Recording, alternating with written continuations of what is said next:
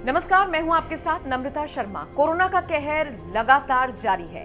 पिछले 24 घंटों के आंकड़ों की बात करें तो ये आंकड़े आपको हैरान कर देंगे, परेशान कर देंगे। 2 लाख का आंकड़ा पिछले 24 घंटे में पार हो चुका है। कोरोना से संक्रमित लोगों की संख्या तेजी से आगे बढ़ रही है और एग्जैक्ट फिगर की अगर मैं बात करूं तो 2,739 नए मामले सामने आए हैं पिछले 24 घंटे में। केंद्र सरकार के लिए ही नहीं बल्कि तमाम राज्यों की सरकारों के लिए भी ये एक चिंता का विषय है और जाहिर तौर पर राज्य सरकारें अपने अपने स्तर पर काम कर रही हैं, लेकिन सोचिए 2 लाख के पार हो जाना कोरोना के आंकड़ों का, वो भी महज 24 घंटे में, ये अब तक का सर्वाधिक रिकॉर्ड है।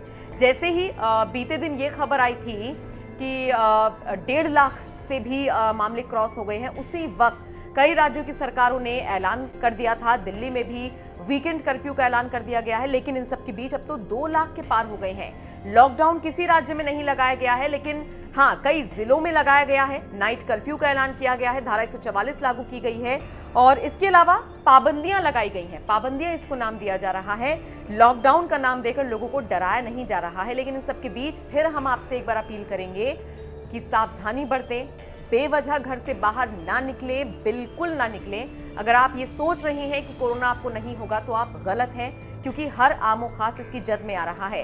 यूपी के मुख्यमंत्री योगी आदित्यनाथ से लेकर पूर्व मुख्यमंत्री अखिलेश यादव इसकी जद में है। हाल ही में उत्तराखंड के सीएम तीरथ सिंह रावत इसकी जद में आए थे। इसके अलावा बड़े बड़े नेता से लेकर अभिनेता इसकी जद में आ रही हैं, तो आपको भी समझने की जरूरत है। बहरहाल 2 लाख का आंकड़ा पिछले 24 घंटे में पार हो चुका है और इन सब के बीच अगर हम दिल्ली की बात करें तो दिल्ली सरकार ने जिस तरीके से मामले बढ़ रही हैं दिल्ली में, उसको लेकर वीकेंड कर्फ्यू का ऐलान किया है।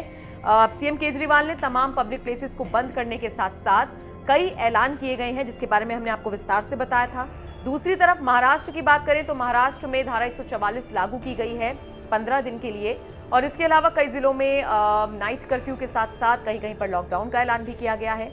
उद्धव ठाकरे ने बाकायदा पीएम मोदी को एक चिट्ठी लिखी है और इस चिट्ठी में उन्होंने कहा है कि महामारी को प्राकृतिक आपदा घोषित कर दिया जाए।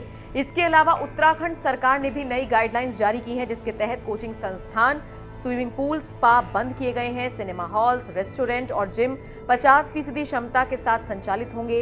इसके अलावा यात्री वाहनों को 50% क्षमता के साथ संचालन की अनुमति दी गई है और जो धार्मिक, राजनीतिक और सामाजिक आयोजन है जैसे कि विवाह, उसमें ज्यादा से ज्यादा 200 लोग ही शामिल हो पाएंगे। इस तरह की गाइडलाइंस उत्तराखंड सरकार की तरफ से जारी की गई है और ये सारी चीजें हैं। अगर हम राजस्थान की बात करें तो यहाँ पर भी सख्ती से पालन किया जा रहा है कोरोना गाइडलाइंस का।